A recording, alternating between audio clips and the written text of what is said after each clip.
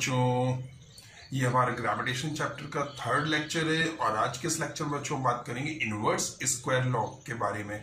First video में मैंने बात करी थी gravitational force, universal law of gravitation के बारे में और उनके बेस पर न्यूमेरिकल्स। और सेकंड लेक्चर में, सेकंड वीडियो में आपसे डिस्कस किया था Kepler's laws of planetary motion और उसके बेस पर numericals. So this is Aziz and you are watching your beautiful and cute channel Biswahi education. जो हमारे नए विजिटर्स हैं जिन्होंने अभी तक चैनल सब्सक्राइब नहीं किया है, प्लीज वो चैनल सब्सक्राइब कर लें, और जो हमारे पुराने विजिटर्स हैं जिन्होंने भी चैनल नहीं सब्सक्राइब किया वो सब्सक्राइब करके मुझे सपोर्ट करें। एनी हाउ, वीडियो स्टार्ट करते हैं बच्चों। पेन कॉपी साथ में लेके बैठा करो और वीडियो एक बार में कंप्लीट करके नोट्स बनाते जाया करो। हेडिंग लिखिए inverse square law. Inverse square law, inverse square law क्या कहता है बच्चों? ये इनवर्स स्क्वायर लॉ, इसके पहले आपको मैं कुछ याद दिला दूं, शायद याद हो, और नहीं है यार तो यहां पर देख लिए। ये कहीं पर आपने क्या पढ़ रखा है? ये चीज कहीं पर पढ़ी थी, F inversely proportional to 1/r², where F is the gravitational force and r is the distance between the two objects। Yes, ये पढ़ रखी है हमने। किसमें पढ़ रखी है? यूनिवर्सल लॉ ऑफ ग्रेविटेशन में। जो हमारा फर्स्ट लेक्चर उसमें मैंने बहुत डिटेल में यूनिवर्सल लॉ ऑफ ग्रेविटेशन पढ़ाया था। Universal law of gravitation, law of gravitation, yes, ये यहां पर हम लोगों ने पढ़ा था यूनिवर्सल लॉ ऑफ ग्रेविटेशन में। जिन्होंने हमारा फर्स्ट वीडियो नहीं देखा है तो डिस्क्रिप्शन में मैंने लिंक दे दिए, वहां से वो देख लें। तो ये हमने पढ़ा था यूनिवर्सल लॉ ऑफ ग्रेविटेशन में। क्या पढ़ा था कि gravitational force is inversely proportional to the square of the distance between the two object. जो दो ऑब्जेक्ट है उनके बीच के सेंटर से की जो डिस्टेंस है, जो ग्रेविटेशनल फोर्स होगा उस डिस्टेंस के स्क्वायर के इनवर्सली प्रोपोर्शनल होगा। यही हमारा लॉ कहलाता है इनवर्स स्क्वायर लॉ। क्या बताया कि the force, gravitational force is inversely proportional to the square of the distance between them. यही हमारा कहलाता है। इसी लॉ को हम क्या कहते हैं? This law is known as क्या? This law is known as inverse square law. Inverse square law, बहुत बढ़िया बात आई समझ में। अच्छा, ये लॉ वैलिड कहां कहां पर हो सकता है? सब जगह ये लॉ वैलिड होगा बच्चों। दिस लॉ वैलिड फॉर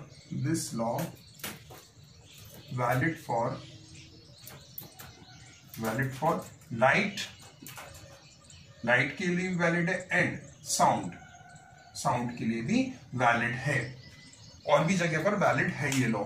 यानी कि ये तो न्यूटन साहब ने जो बताया था, तो न्यूटन साहब ने ग्रेविटेशनल फोर्स के लिए बताया था, लेकिन ये लॉ लाइट के लिए भी वैलिड है और साउंड के लिए भी वैलिड है। किस तरह से? एक एग्जांपल मैं आपको बताता हूँ किस तरह से वैलिड है। जैसे आपने कहीं शादी पार्टी वगैरह में गए हो तो आपने देखा वहां पे डीजे बजता है, तो डीजे के जब आप पास आते हो तो आपको साउंड बहुत तेज लगता है, बहुत लाउड लगता है। लेकिन जैसे ही डीजे से कुछ डिस्टेंस पर ही जाते हो और तो आप देखते हो कि लाउडनेस एकदम कम हो गई है। उस मैरिज हॉल के बाहर निकल जाते हो तो आप देखते हो लाउडनेस बहुत बहुत कम हो गई। ऐसा क्यों होता है? क्योंकि जो लाउडनेस होती है वो इनवर्सली प्रोपोर्शनल होती है डिस्टेंस के स्क्वायर के। सोर्स जो है साउंड का, उस सोर्स से और जो सुनने वाले हैं उनके बीच का जो डिस्टेंस है उसके स्क्वायर के इनवर्सली प्रोपोर्शनल। यानी कि लाउडनेस, फॉर एग्जांपल यहाँ पे कोई बूफर बज रहा है, boom boom boom boom, woofer बज रहा है, बूम बूम बूम। अब कोई बंदा यहां से 4 मीटर के डिस्टेंस पर खड़ा है। कितने मीटर के डिस्टेंस? 4 मीटर के डिस्टेंस पर वो खड़ा है। अब वो अपनी डिस्टेंस हाफ कर लेता है, यानी 2 मीटर पर आ गया, तो जो लाउडनेस इंक्रीज होगी वो किस तरह, कितनी इंक्रीज होगी?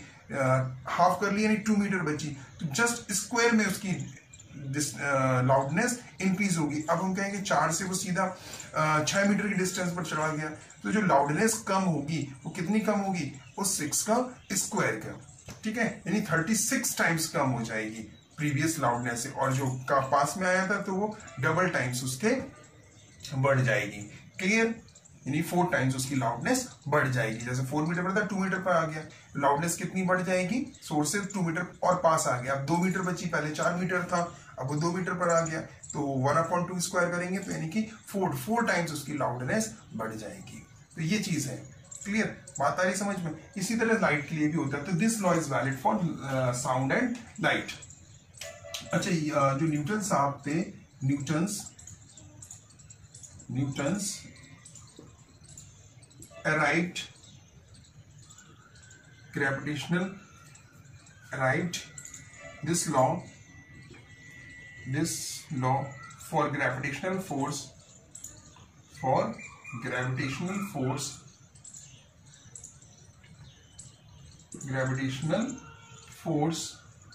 यानी कि उन्हें कहाँ से मिला ये, उन्हें मिला by using Kepler's third law. बच्चों, न्यूटन साहब ने ग्रेविटेशनल फोर्स के लिए ये डेरिवेशन कहाँ से अराइव किया, किसकी हेल्प ली? केप्लर्स थर्ड लॉ से उन्होंने ये चीज अराइव की, ये ड्राइव किया। F is inversely proportional to 1/r²। इसका अभी हम लोग डेरिवेशन भी करते हैं, प्रूफ भी देखेंगे किस तरह से आएगा। एक चीज और फाउंड करी न्यूटन साहब ने, क्या फाउंड किया बच्चों? Newton found that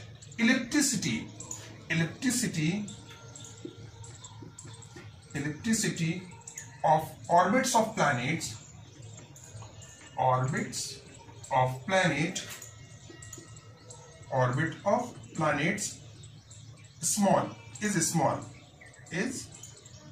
is small। उन्होंने देखा कि जो ऑर्बिटल पाथ है, केप्लर साहब ने क्या बताया था? केप्लर साहब ने ये बताया था कि जो प्लैनेट्स हैं वो रिवॉल्व करते हैं सन के around in an elliptical path. First law था, इलिप्टिकल पाथ में अराउंड करते हैं, ठीक है। तो न्यूटन साहब ने एक चीज और फाउंड किया कि जो इलिप्टिसिटी है ऑर्बिट्स की, प्लैनेट्स के ऑर्बिट की, वो बहुत कम है। तो क्या हम उसको एक सर्कुलर ले सकते हैं? देयरफॉर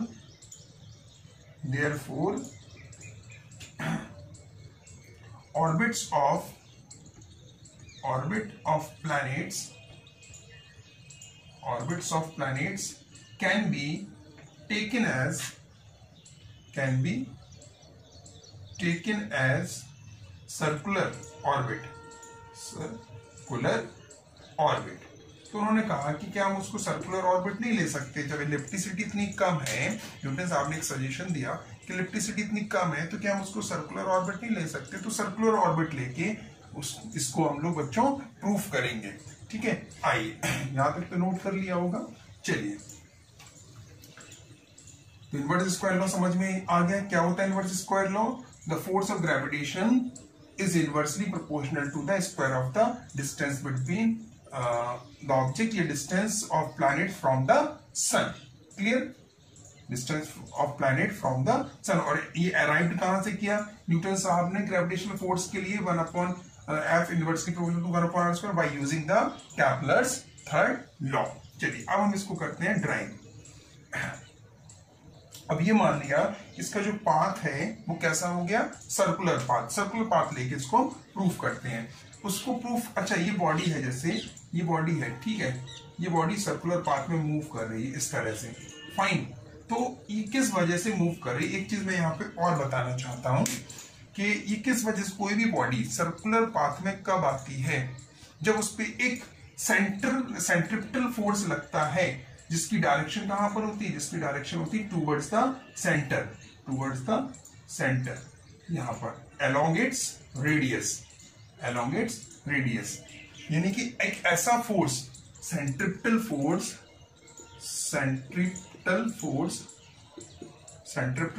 एक ऐसा फोर्स होता है जो कि रिस्पॉन्सिबल होता है किस लिए?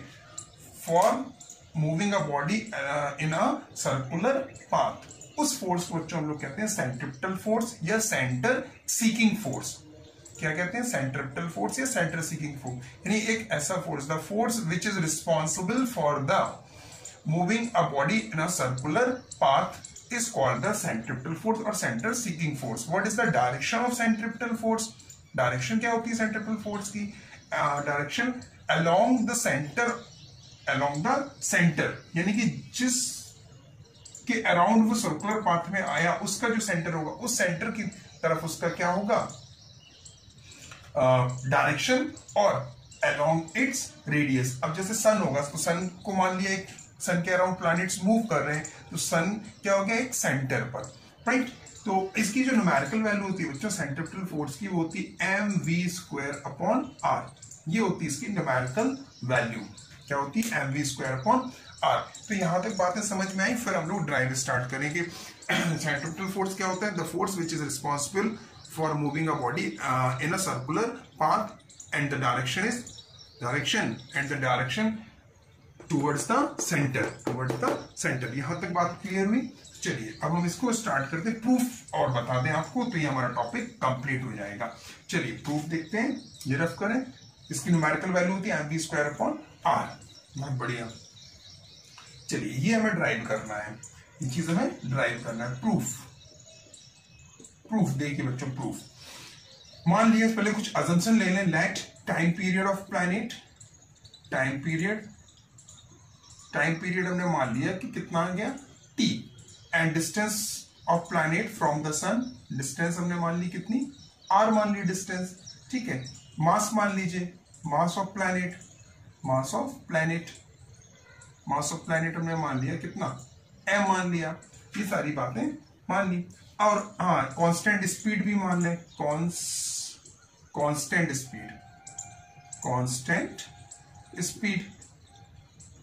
स्पीड ऑफ प्लैनेट हमने मान ली कि v है भाई। अब ये सर्कुलर मोशन में आ गया, यूनिफॉर्म सर्कुलर मोशन में, तो इसका जो स्पीड है वो हमने मान लिया, कितना मान लिया, v स्पीड इसका हमने मान लिया। चलिए अब हमें बचपन से हम लोग पढ़ते आ रहे हैं, यानी क्लास 6 से, कि टाइम इज इक्वल टू क्या होता है, डिस्टेंस अपॉन स्पीड।